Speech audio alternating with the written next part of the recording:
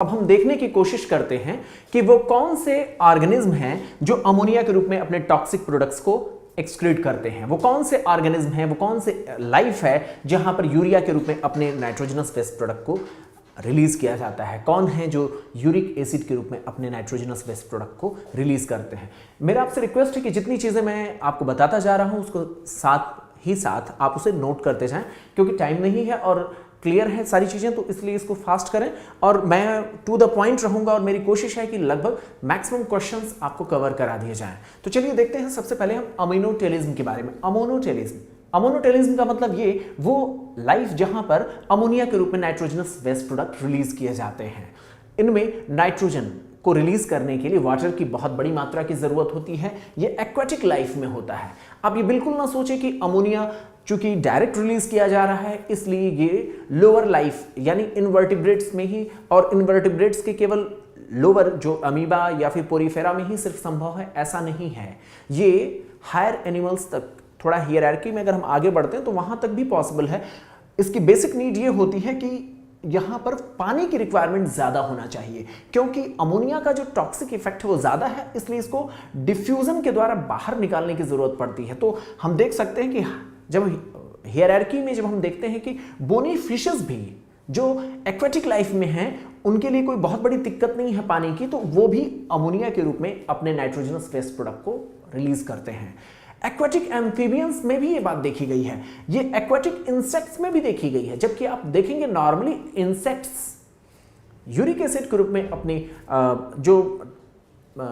अपने nitrogenous waste product को जो इंसेक्ट्स हैं वो यूरिक एसिड के रूप में रिलीज करते हैं, लेकिन जो एक्वेटिक लाइफ है उसमें ये अमोनिया के रूप में ही रिलीज कर दिया जाता है, क्योंकि पानी की उनके लिए कोई प्रॉब्लम नहीं होती है।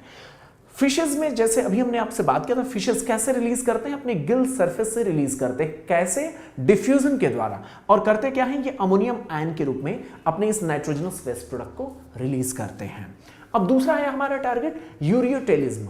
यूरियोटेलिज्म मतलब क्या? जो यूरिया के रूप में अपने नाइट्रोजनस वेस्ट प्रोडक्ट को रिलीज करेंगे। तो ये प्रक्रिया जो यूरियोटेलिज्म है ये उन लोगों में देखी जाती है जहां पर टेरेस्ट्रियल लाइफ को जीना था, पानी की प्रॉब्लम होती है। तो यहां पर लाइफ को सर्वाइव करने के लिए पानी की बहुत कम मात्रा की अवेलेबिलिटी है, तो इसलिए इनकी लाइफ को जीने के लिए पानी कम चाहिए। तो ये टेरेस्ट्रियल एडेप्टेशन की एक रिक्वायरमेंट थी, इसलिए थोड़ा लेसर टॉक्सिक प्रोडक्ट के रूप में यूरिया को बनाया।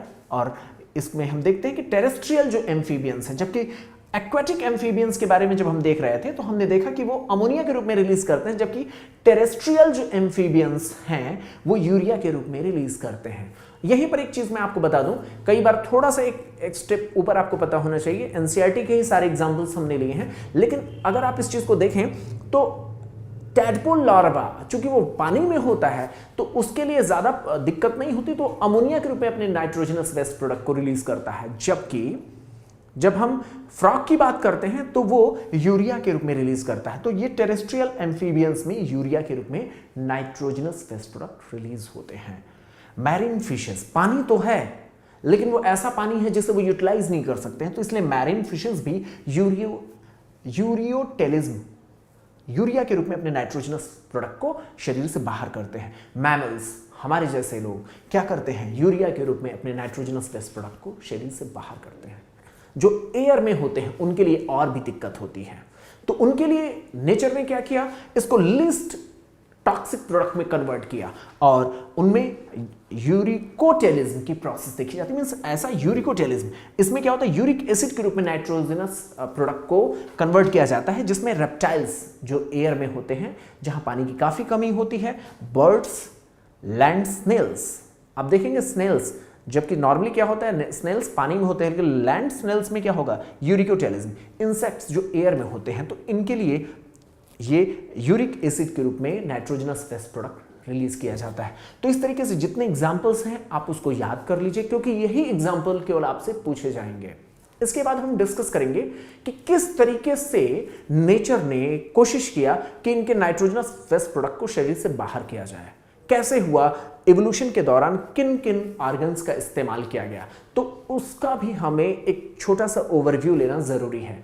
तो इसके बाद हम उसी टॉपिक पर चलेंगे कि किस तरीके से किन किन स्पेशलाइज्ड की ज़रूरत पड़ी नेचर में, हर एनिमल को स्पेसिफिक स्पेशलाइज सेल्स की ज़रूरत पड़ी जिसके माध्यम से वो अपने नाइट्रोजनस वेस्ट प्रोडक्ट को शरीर से इनको बाहर करने के लिए उसकी आवश्यकता पड़ती है। तो हम उस पर बात करेंगे, लेकिन इससे पहले आप इन सारे एग्जाम्पल्स को याद कर लें।